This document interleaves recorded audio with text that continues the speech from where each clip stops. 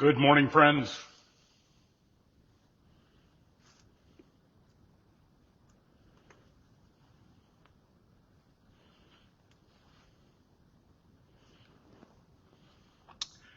Hello, hello. Good morning to you.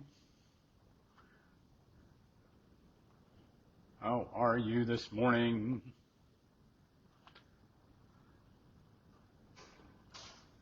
Pray you're doing well. Hey, Kristen, good morning to you.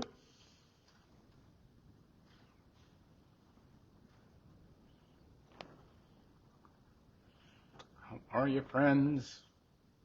Good morning. Hey, Karen, good sunny morning. It is a beautiful day. Hey, Donna, good morning to you. It is a grand day. Hello, Sharon. Glad you're here.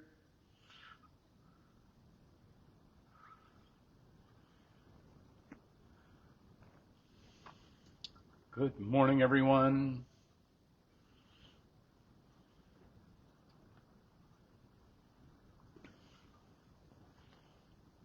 How are you? How are you? We'll get going in 1 second. Glad you made it by today.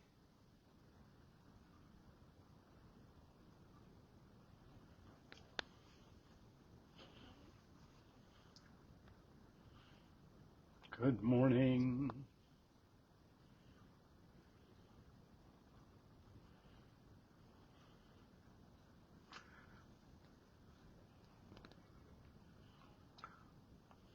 All right. Good morning, everybody. Let's get going this morning. It is the 14th day of May here on this Tuesday at 11:11, and I'm glad you're here and glad you're a part of this journey. We are at beautiful First Church in Weymouth, Massachusetts. This beautiful old meeting house. I am standing underneath the balcony. The flags draped off the balcony here above me. One of this just lovely and beautiful examples of congregationalism, and this kind of beautiful way in which that all the trappings get stripped away for the old Congregationalists, and just this kind of purity of vision of the Word that comes out in this kind of, in some ways beautifully austere kind of experience. So this morning I'm up here meeting with the Mayflower ministers, so a number of other ministers from around the Boston area and South Coast and North Shore that we get together once a month. And so when we can, and so we're having some fellowship and kind of talking about things in the church and all that's happening. And one of the things that has come up, and one kind of the things that we all have this kind of experience, I think, as pastors these days, and I think as people in church, that we're kind of contending with these things that seem to want to gobble us up, like these kind of monsters. It's almost like a Monty Python sketch, if you know what I mean. Like they're just they have the big googly-eyed monster that comes out and like and it's seeming like when we're in discussions about our communities and about and these are and some of them are very real and very scary. This notions of addiction, of fentanyl poisoning that's happening in our communities, of the rise and the increase of violence or incivility, the movement of simply away from things of faith and towards all manners of other distractions, and trust me, we're not just sitting around kind of gloom and doom saying, oh, we're gonna die, but that's but it's interesting to be in that room and have this notion that we all feel like we're contending with great battles. We're all contending with things out there, and I wanted to kind of take it just as a little page of a reminder, that one of the great contenders of Bible is Job. Job, if you remember the story, Job is a faithful guy. Things are going great, and the Satan comes along and looks at Job, and God, looks at Job and says, "Oh, Job's a great guy. He's doing great." And Satan says, "Well, he just hasn't been challenged. Like, give him to me for a little while, and we'll see what happens." And he everything he has is stripped away. He loses his family, he loses his prosperity, he has boils all over him, he loses his health. All of the blessings of his life seem to be stripped away. And this is a little bit, I think, of my conversation with my fellow pastors a bit, that many of us, I think, feel as though the blessings of this age has brought us to kind of a stripping away of some of those blessings. But what makes Job unique, and even Job's own wife, all of Job's best friends, even Job's wife says, "Why don't you just curse God and die? Like, nothing is working out for you. Nothing good is coming. Why don't you just curse God and die? Why don't you just go do something else in the midst of this?" And there's this great kind of argument but Job doesn't. He stays in relationship with God. He stays in the conversation. He doesn't curse God. He continues to talk. Now, he does argue with God, and that's where we kind of pick up the story here in a bit, is where he really says to God, he says, you can control all kinds of things. Why can't you? Why can't you control this? Why won't you take this thing from me? Why won't you put this monster in check of all of this? And God has these long responses of these different ways of saying it. That were you there when I formed the mountains? Were you there when I put the put the stars in the sky? Where do you know how that happens? No, you don't. So zip it. That's kind of part of God's response to him. And there, I want to read you a little piece of that, because it's just there's a beauty in it that I just love, because he goes on to talk about the great monsters of the Bible. So there's a number of great monsters, but Behemoth and Leviathan. So Behemoth. Leviathan, obviously, remember, comes from the sea, and the big sea monster. Behemoth is this giant 12-eyed creature that runs around and gobbles people up. And he says this is God speaking back to him about these things these afflictions that would appear to gobble him up.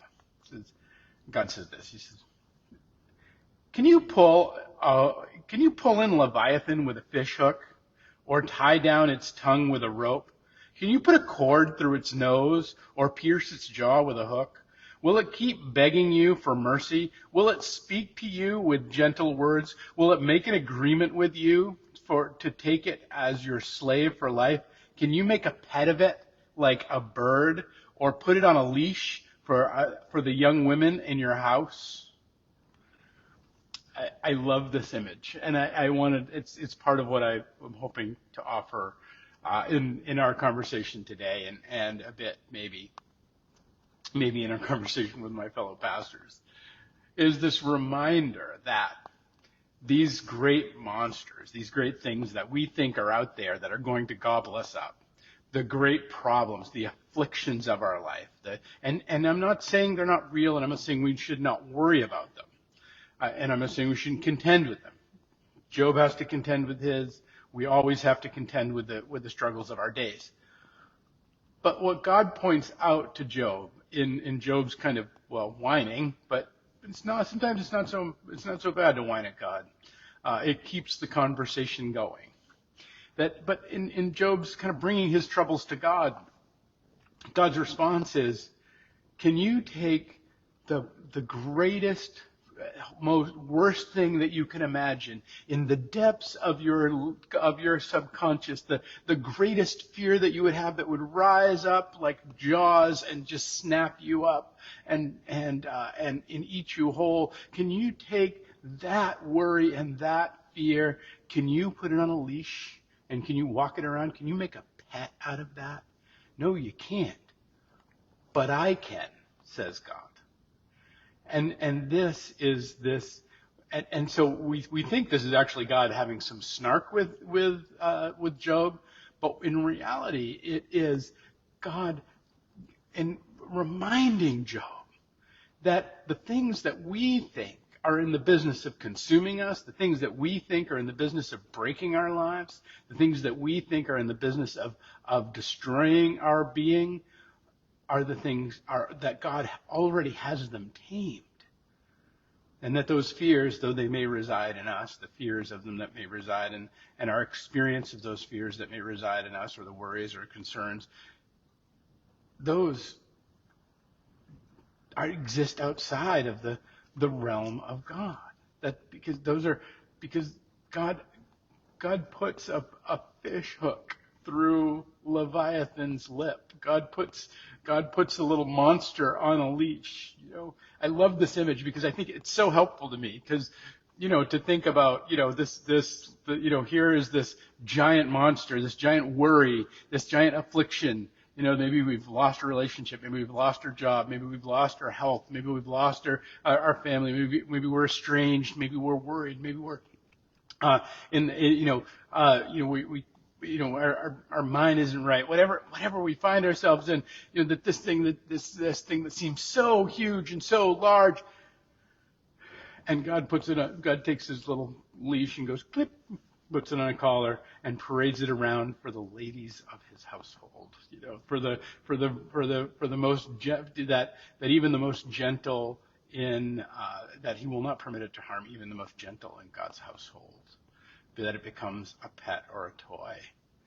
And I really believe that in those moments when we can find that place, that is actually how our fears and how our anxieties can come to be. We can kind of see them rise up out of our into our being, and we can be like, oh, look at you, aren't you cute? Oh, look, you're here to tell me how bad I am again. Oh, look, you're here to make me worry. Oh, look, you little monster, you're gonna run around and try and convince me that I'm no good and nobody will hire me. Oh, good, look at you, you're gonna tell me that my body's broken and my life is over. Oh, look, we can see these little monsters start to rise, and we can actually give them to the one who really owns them. We can give them to God, and we can be reminded that maybe in our household they're running all over the place and destroying things, and they're going to gobble us up. But in God's household, in God's house where we live, well, those places and those things, they are little ankle-biting pets that run around and just are so cute and so adorable in our midst. And so my hope is that you'll be able to hear a little bit of Job's of God's answer to Job in your day. That the things that you worry, the things that you carry, the things that you think are unfixable and that are only going to continue to consume you and break you, that they are nothing, that God has them on a leash. And God has always had them on a leash. That God has them defeated and has them tamed and has them put in the place where he has put a cord through its nose and pierced its jaw with a hook. Will it keep begging you for mercy?